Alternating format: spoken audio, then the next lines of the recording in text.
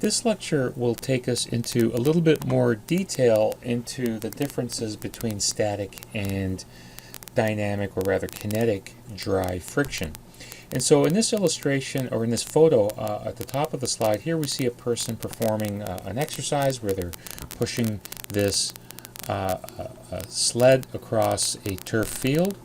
And so what we see here is 2 points of contact where the person is applying force to the vertical bars, and we would label those as F push. We know that the sled itself has mass, giving it a force of gravity vector, a weight, and the ground will react in an equal and opposite manner, and we'll label that the force of GRF, the ground reaction force, or you could have labeled this F with a capital N for normal. Now note here, I just want to make it very clear that the length of this vector and the length of this vector should be the same. I drew this vector a little bit shorter so as to give me a little bit more room on the slide to describe the static friction situation that's taking place in the photo. But these two vector lengths should be the same, and this is where Newton's third law, action reaction, is governing the relationship of the sled and the ground in the vertical direction. And of course, as the person is pushing, the ground is generating a reactionary type of force, and because that force is parallel to the ground, it is a friction force. Now in this situation, imagine the person is pushing, but there's zero motion here. The sled is stationary, the person is trying to get it moving, but it's not, doesn't seem to be working. And so static friction is applicable only if the sled does not move here in this condition. And why does the sled not move? Well, that's due to the molecular interactions between the turf surface and the underside of the sled that is in contact with that surface. And so the molecular interactions between the two are going to determine how much resistance the sled and the ground will provide against the person attempting to slide it. So that leaves us with the question is how much force must be applied to get the sled to move? Well, how much force is enough to overcome the maximum ability of the turf to resist that sliding? So F push has to overcome F friction in order to produce an acceleration. In the static situation, we talked about the equations of equilibrium, where in this case the x-directed forces, so we have F push, we have F friction, these must balance in terms of magnitude, and so they will sum to zero. But in a situation where the forces are not in perfect balance, F push will overcome F friction, so the value will become higher than this, and that will cause an acceleration. And so we have to break from the static to move into the dynamic, and we'll do that on the next slide. So on this graph below, we're going to depict the relationship between that reactionary resistance force of the surface to that of the push force that the athlete is exerting. So along the y-axis, the friction force is going to be the dependent variable. This value will depend upon the value taken along the x-axis, which is the F push. So as the F push force, as the athlete applies more and more greater and greater forces along the x-axis, we're going to observe what happens to the reactionary force from the ground. And we can assume this to be a nice linear relationship, so that as the F push force increases, the reactionary force to prevent the movement, which is the friction force, will correspondingly increase.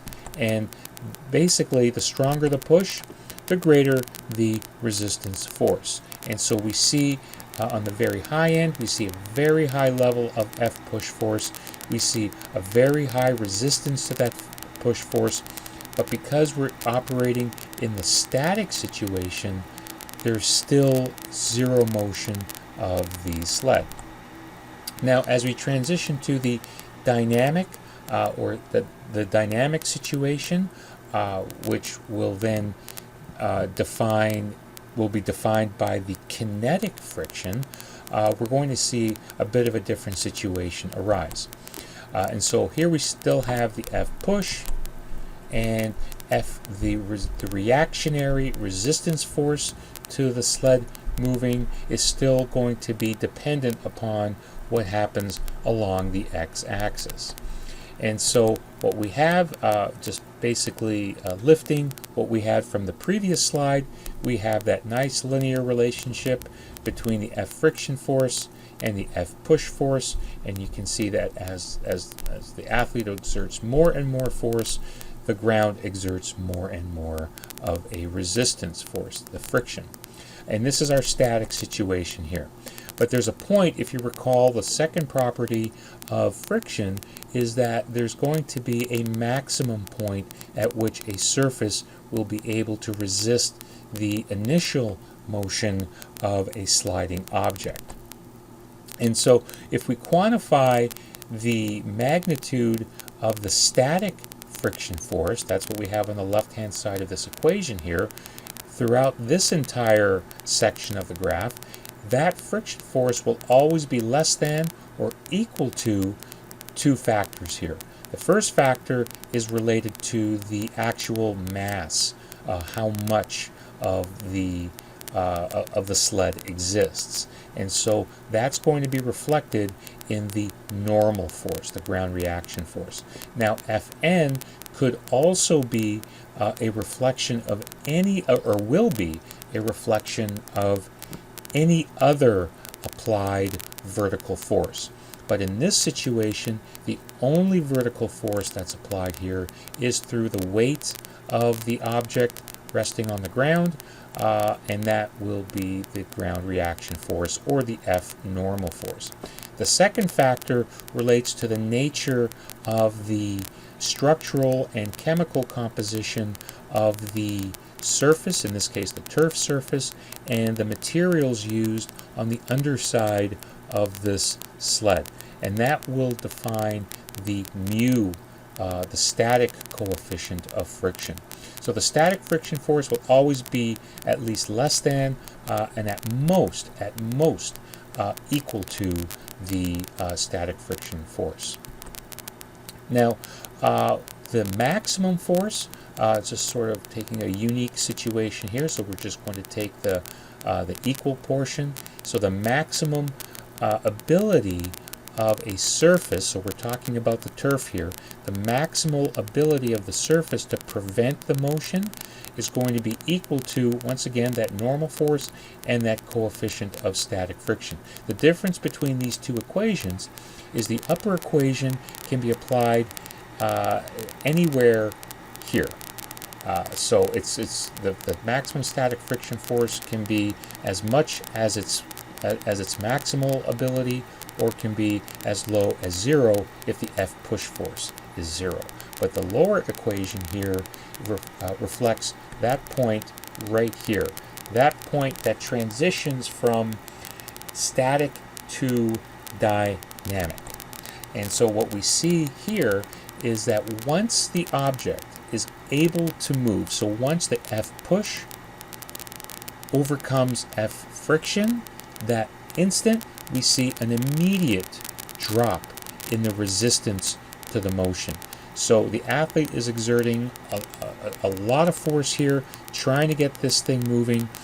Once it breaks that static condition, the athlete will have an easier time pushing it once it's in motion. And that will define that break point here in a moment.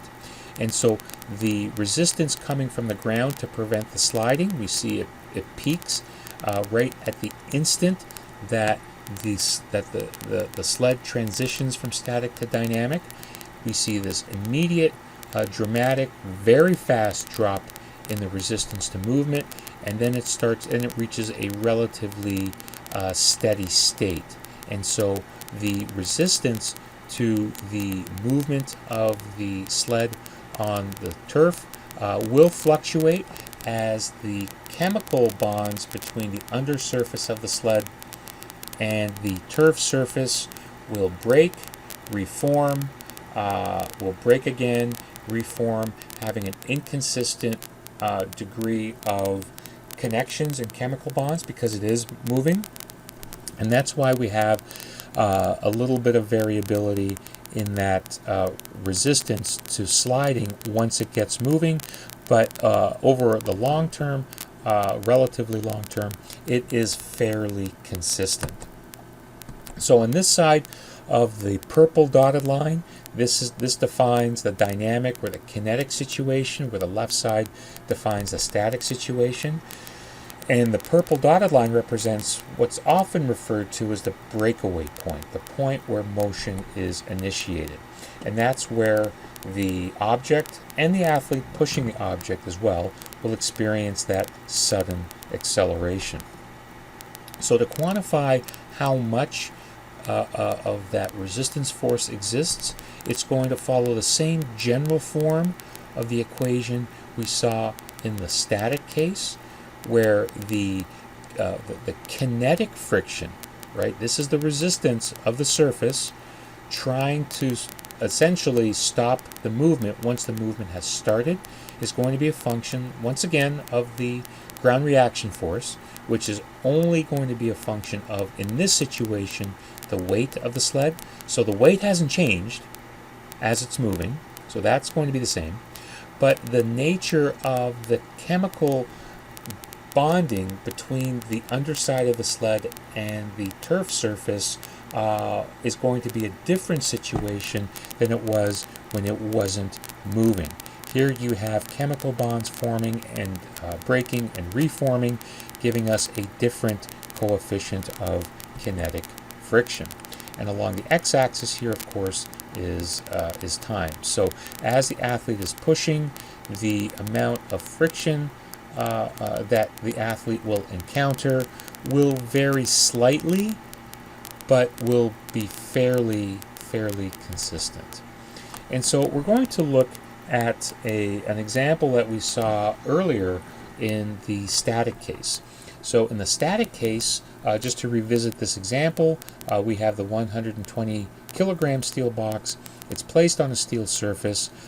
The nature of steel on steel will have a static coefficient of friction of 0.6, and what we want to calculate is the magnitude of a push force to get this thing changing its state of motion from rest to an acceleration motion.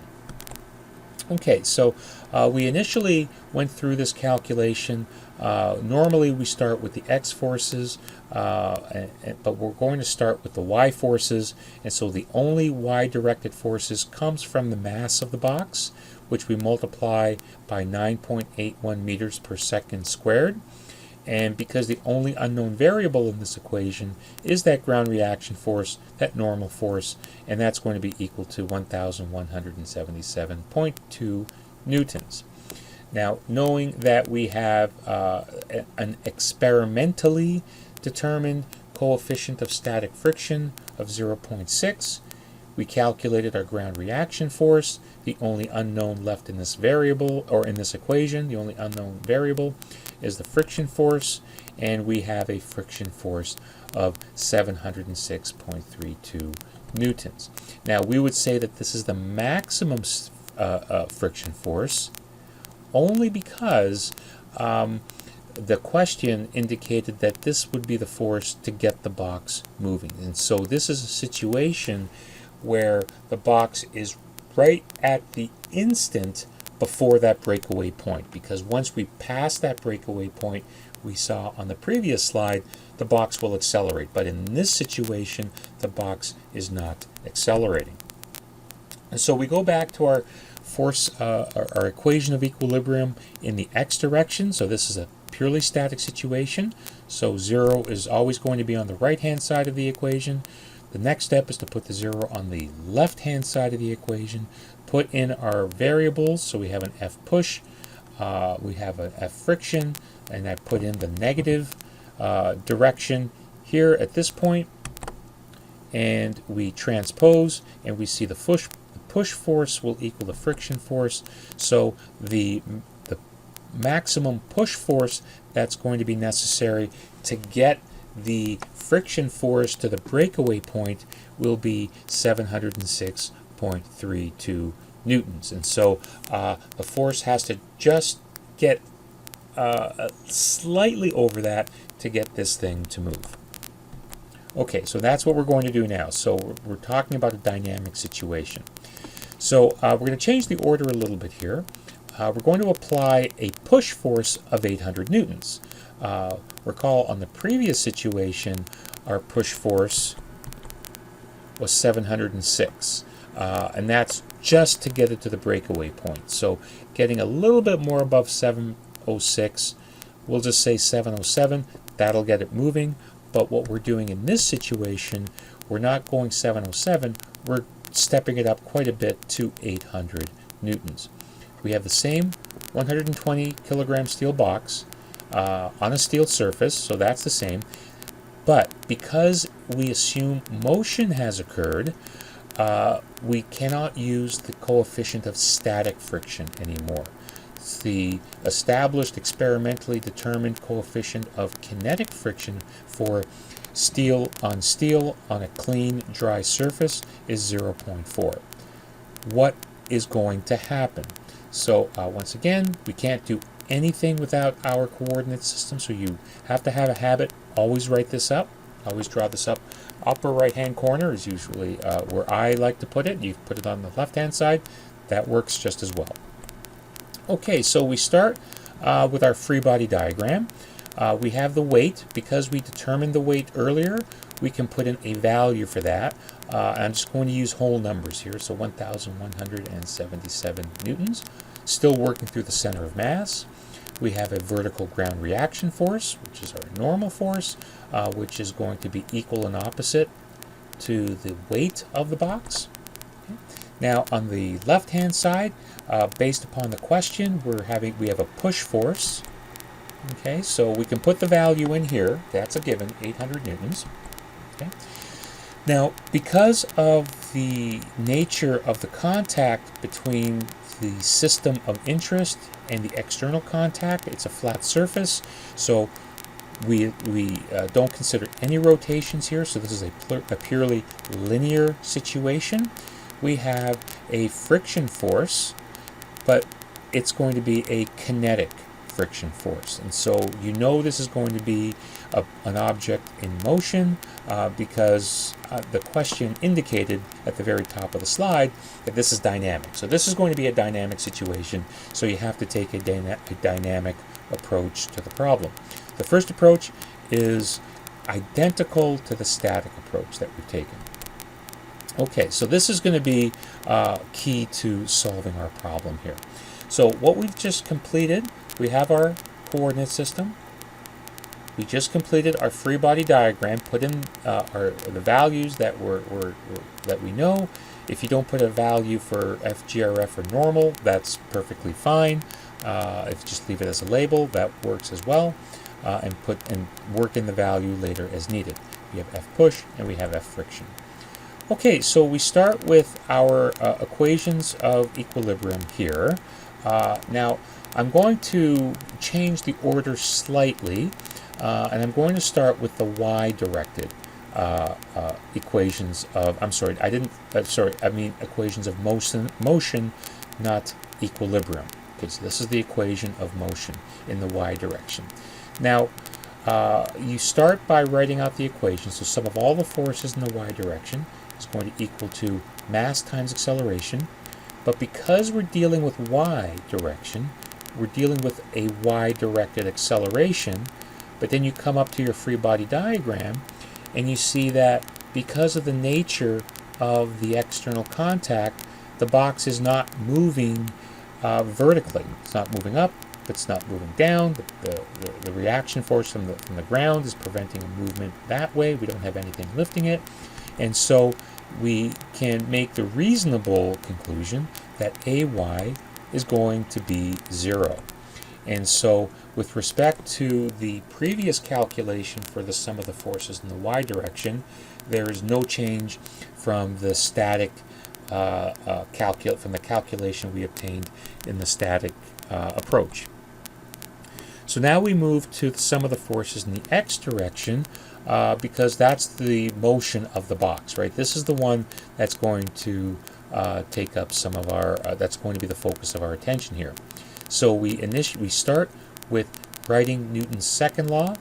It's dynamic, so instead of putting a 0, we put mass times acceleration specific to the x direction. And so we start to gather up all of the information that we have. So from our free body diagram, we calculate, we walk through, and we look for all the horizontal or x-directed forces. We have an F push, we have an F friction kinetic going in the opposite direction, which is defined as negative. So I'm putting negative here at this point. You could have saved a step, you could have put plus and put in the negative value at a later step, but I'm putting it in right here. And that's going to be equal to the mass times acceleration in the x direction. Now, on the right-hand side of the equation, if you recall a little bit earlier, we talked about a dynamic analysis and our second diagram. What we have here is our free body diagram. What we need is a kinetic diagram because this is a box that will be in motion.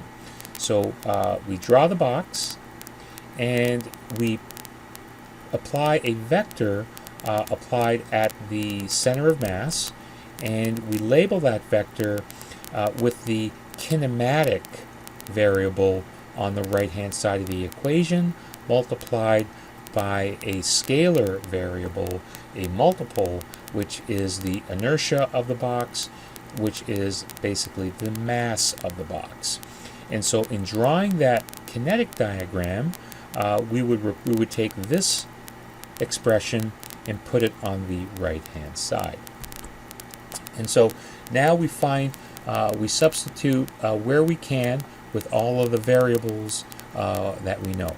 So F push has a value of 800 newtons because that was given in the problem. And we subtract that from F friction kinetic, but we know that F friction kinetic wasn't overtly provided in the problem, it was provided indirectly. And because we know that F friction kinetic is equal to the coefficient of kinetic friction times the ground reaction or the normal force. We populate the right-hand side of the equation. We know what the mass of the box is, it's 120 kilograms, but we don't have a value for AX. If you don't have a value for AX, you leave it and you move on. Can we move on from this point? Yes, we can, because we have a value for the coefficient of kinetic friction that was given in the problem at 0.4. That it was determined experimentally for steel moving on a steel surface that is clean and dry. And we multiply that by the normal force, which was calculated to be 1,177 newtons. And what we see with this equation, we look at the numbers, we see one unknown variable, one equation. We're in good shape here. We can run through our mathematical operations, and what we find, make sure you put a box around it, is our answer to the question, what will happen?